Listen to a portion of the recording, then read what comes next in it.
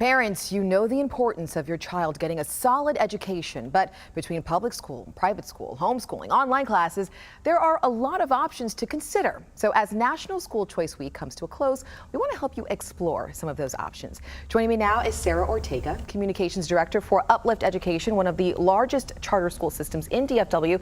Thank you so much for joining us this afternoon. Of course, happy to be here. Let's start off with National School Choice Week. What exactly is it? What's the goal of this year? So National School Choice Week kicked off in 2011.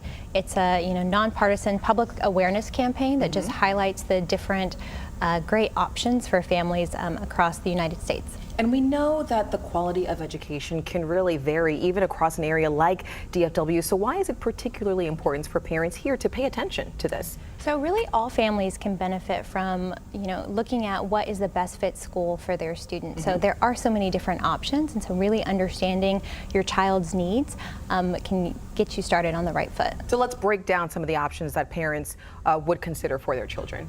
So I think most often families hear about, their public school, private school, charter school, or magnet school.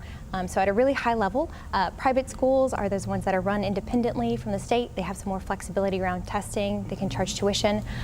Traditional public schools and public charter schools are both accountable to the state. They're free public school options for their families. Charter schools have a little bit more flexibility to innovate and sometimes have specialized programs like college preparatory programs. And I know that's big for Uplift too. Yes. So when we're talking about the options and we understand there are so many to consider, I sort of want to understand the best way to sort of approach doing your homework, if you will, and understanding which option would be the best fit for your child. Sure. So like I mentioned, really starting with what you're looking for your child. So are you looking for something like one-to-one technology or specialized learning, college preparatory? That's a good start. Really starting now. And so some families maybe think about waiting to the summer, but applications for schools like Uplift or specialized programs are open right now. Okay. You can do your homework by talking to other families, and if they have students in a school that you're interested in, looking there.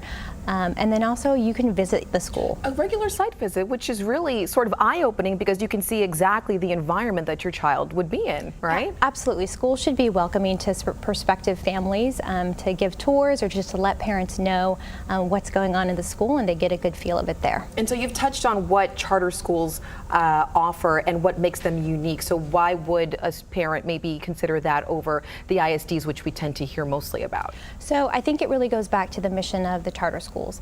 We hear from our parents at Uplift that they really like the college preparatory focus. It starts in preschool, it continues all the way. That's pretty early. Yeah, so there's conversations around college, themed classrooms, but really unique is our high school Road to College program that has specialized counselors for all of our high school students that walk them through the application process, financial aid, picking the best college, and then even helping them continue into college with alumni support. So basically do your research, figure out what works best for your child. Yeah, Sarah Ortega, thank you so much for joining us with Uplift. Really appreciate it. Thank you.